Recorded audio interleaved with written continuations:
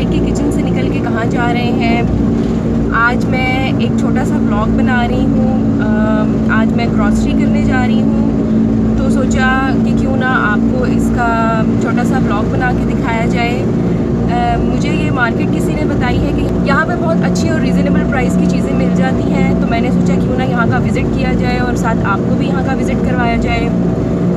तो चले मैं अपनी ग्रॉसरी मार्केट जा रही हूँ और आपको वहाँ का विज़िट करवाती हूँ, तो आप हमारे साथ चलें।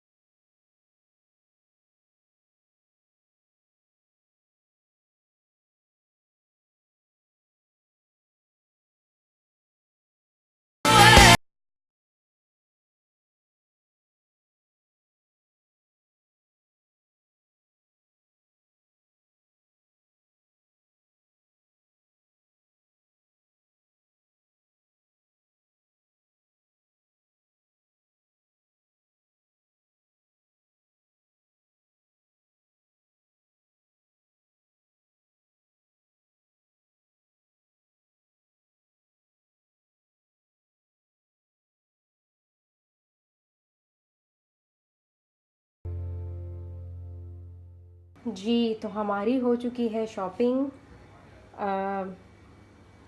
हम घर पहुंच चुके हैं और ये मैंने सारा सामान लिया है। कुछ चीज़ें हैं जो हमने अभी नहीं ली। फ़र्स्ट टाइम हमने इस मार्केट में विज़िट किया था।